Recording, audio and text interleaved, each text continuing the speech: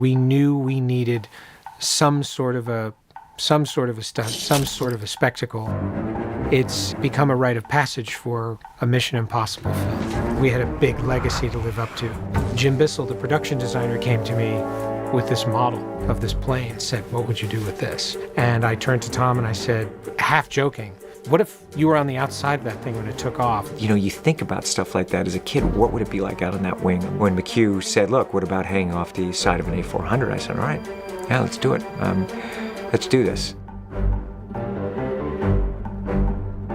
The biggest challenge was once you dream it up, somebody had to actually say, yes, you could do it. All the health and safety aspects that come into play, you know, you can't hang a multi-million-dollar star on the outside of an airplane and fly around. It became this question of how do you not just get the insurance, which I still don't know how he does that, but how much do you want to really risk the life of this person? Because it's very easy for all of us, you know, who are wearing sweaters, to say, okay, Tom Cruise is going to go hold on to the side of an airplane when it takes off. And it's nothing to be the person who's doing it. Tom really wanted to be on the outside of that plane, flying at altitude and hanging on. He really did.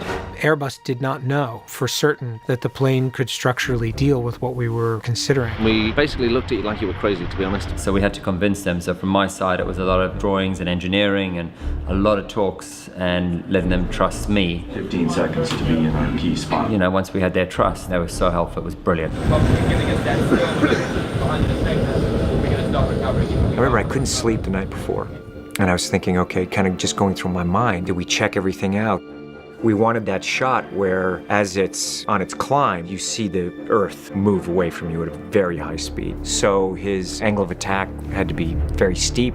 There was an incredibly precise margin of error in the throttle. The plane had to be going fast enough to stay airborne, but it couldn't be going so fast that Tom simply would be torn off regardless of what safety measures we had. We had scleral lenses fitted for my eyes. I tested those because we were also worried, as the wind is blowing, if it could fold the lens over on itself, which would have been very uncomfortable and not so safe. The risk of any debris that was on the airfield, any particle that could hit me, even a small little rock. If it was sucked into the propeller and hit Tom, it would be traveling at the speed of a bullet. If that goes into my eye, it's going to go through my eye. And there was nothing to protect his face. It was going to be shot in the wintertime. It was incredibly cold where we were, and Tom was going to be wearing a suit under which he could not be wearing any sort of real substantial thermal protection. Then we're also concerned about bird strikes. As he came in, he hit an owl. He hit it so hard, you can actually see the feathers. We simply could not control the variable of birds flying in the path of that airplane. And if a bird hit Tom at that speed on any part of his body, that would have been the end. If I see a bird, I'm going to press up against the side of the airplane. And I never mentioned it to anyone, but I'm a pilot, so I knew what the exhaust was going to be like. You know, everyone's looking at all these kind of problems, but I thought this also could be a problem in terms of extended amount of time back there could be poisonous. I felt very confident with the team, with the pilot, and I feel very confident with Wade and everything. And that was a very ballsy thing for Tom to do. You know, to take off and rely on our rigging to hold a little bit of wire that said it should be rated for X amount. When we start taking off, we're taxiing, you guys can leave me in my slack mode. Like any stunt, anything could go wrong. I had one cord here, say that breaks. You know, those are the things you think about. If something went wrong, they can't pull me into the airplane. That's it. And then came the day. I was like, okay, this is really gonna happen. When you're doing any kind of thing, we have different levels of joking with one another to keep things calm and focused. When we're going through something like that, I just keep thinking about an audience, and I think about the shots, the storytelling, and you also want to focus in on performance.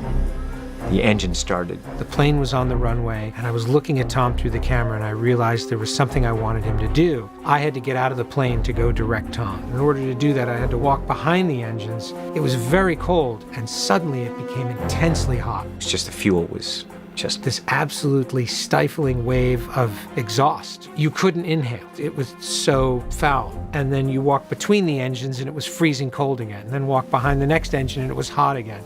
And passed through that heat barrier and there was Tom. And he's clinging to the side of this metal plane with his bare hands. He had hearing protection in. And I couldn't see when I had the lenses in. They protected my eyes, but cost me my eyesight. I was basically directing through pantomime. I finished giving him some direction, and he said to me, Don't worry about me. I said, if I look terrified, if it looks like I'm panicking, just it's performance. I'm just acting. I'm acting. Don't break the shot. I'll tell you when to break the shot. Just keep going. Because I also know everyone kind of, they have their own quiet panic about it, and you want to calm people down. I said, okay.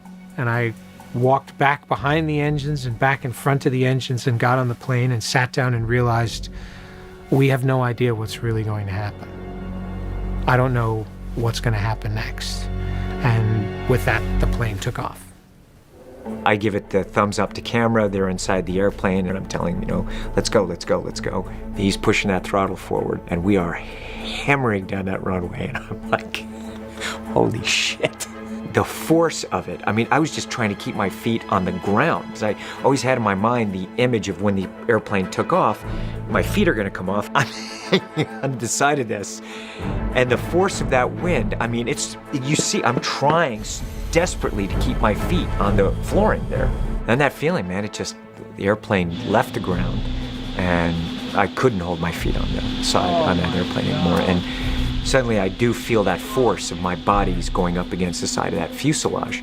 I'm thinking timing, because how high are we above the ground? Now do I say my line? They want the line at a particular time where the lighting's good. Am I in shadow? So all of these other things are really occupying my mind. I'm just on board for a ride and I look around. Tom's just hanging off for shits and giggles. It's an extraordinary shot to see him out there on the outside of that airplane. And he was having fun, too. I'm scared shitless.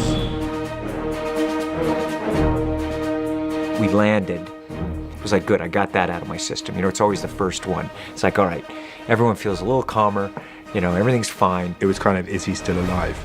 Was what I was thinking. And I kind of thought that was a one take, and he was going to do it once and then walk away. I just said to the camera, I went like this, and I said, let's go again, I'm ready. He did it 8 times. Every time it was like, holy shit. Seems like he enjoyed it. Were my feet, did they come off?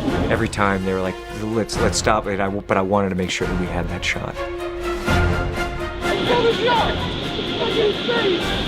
It's like bird topping, isn't it? It's kind of mind-blowing and ridiculous. I don't know what he's going to do next. Go into space, probably. It's a combination of elation that we've actually achieved it and relief that nothing went wrong. I can still taste the fuel. That was a great sequence, and it went absolutely flawlessly. Well, that's really awesome. Brilliant. There was a point where we didn't believe that any of this was feasibly possible. So that was pretty amazing, watching him do that and watching him smile while he was doing it. He was just having the time of his life.